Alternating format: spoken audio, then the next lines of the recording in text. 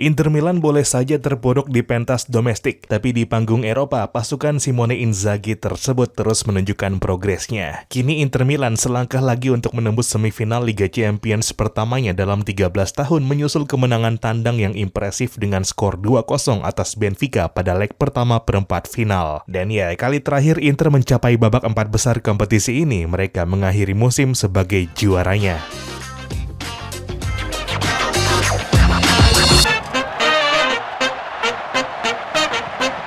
Halo dan selamat datang kembali di Papa Bola. Angin segar kembali berembus di Inter Milan. Rentetan hasil buruk yang membuatnya terpuruk di Serie A hingga kini keluar dari zona Eropa dijawab dengan memenangkan leg pertama perempat final Liga Champions 2022-2023. Kemenangan yang sangat penting dan sangat meyakinkan karena didapat di kandang Benfica, lawan yang sebenarnya sedang berada di tren yang sangat bagus musim ini. Inter memenangkan pertandingan di Estadio Dalus tersebut dengan skor 2-0 lewat sepasang gol pada babak kedua via Nicolo Barella dan penalti Romelu Lukaku. Tuan rumah sebenarnya mendominasi laga dengan 58% penguasaan bola, melepas 12 tembakan berbanding Inter 9 tembakan, tapi hanya 2 shooting Benfica yang mengarah tepat ke gawang, sedangkan Inter lebih efektif dengan 4 tembakan akurat. Benfica juga sebenarnya mendapat 4 peluang emas di laga ini, tapi nggak satu pun berhasil dikonversi menjadi gol. Meskipun Inter juga sebenarnya lebih mengancam dengan total 5 peluang emasnya, namun 3 diantaranya gagal dikonversi. Inter pun sukses memberikan Benfica kekalahan pertamanya di Liga Champions musim ini dan menuju leg kedua dengan keunggulan 2 gol plus posisi yang lebih menguntungkan sebagai tuan rumah. Dan atas kemenangan penting tersebut, Inter tentu patut berterima kasih ekstra kepada Alessandro Bastoni. Benar bahwa Barella dan Lukaku lah pencetak gol kemenangan Inter, tapi tanpa Bastoni mungkin keunggulan 2 gol Inter tersebut nggak akan terjaga. Di samping Bastoni juga terlibat langsung dengan gol Inter tadi lewat 1 asisnya.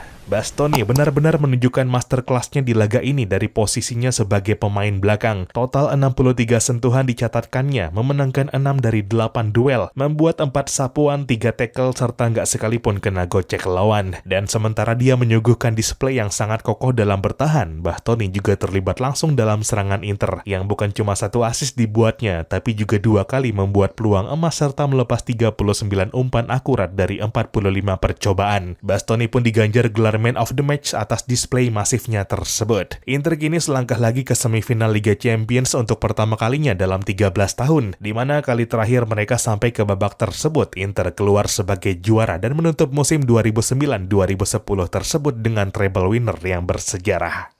Leg kedua antara Benfica dan Inter Milan di perempat final Liga Champions 2022-2023 bakal dimainkan Kamis pagi pekan depan 20 April 2023. Inter bertindak sebagai tuan rumah di laga penentu tersebut, tapi akankah Giuseppe Meazza bakal bertuah buat Inter di partai penting nanti? Bertindak sebagai tuan rumah di leg penentu normalnya menjadi keuntungan buat tim manapun, terutama di babak seperti ini. Tapi sayangnya Inter nggak bisa kelewat lega karena rekor home mereka pun cukup meresahkan belakangan ini. Sudah 2 pertandingan kandang berturut-turut diakhiri Inter dengan kekalahan. Dimulai kekalahan dari Juventus pada 20 Maret lalu dan terakhir dari Fiorentina 2 April kemarin. Keduanya kalah 1-0 dan sama-sama di Serie A. Kebobolan 1 mestinya masih sangat memungkinkan buat tim, apalagi ketika bertindak sebagai tuan rumah untuk membalikan keadaan dan menutup laga dengan kemenangan atau setidaknya jangan sampai kalah. Tapi realitanya Inter nggak bisa mencetak 1 pun gol di 2 laga kandang terakhir mereka. Torehan itu pun menunjukkan masalah serius dalam efektivitas serangan Inter Milan. Dari kekalahan atas Juve, Inter melepas 18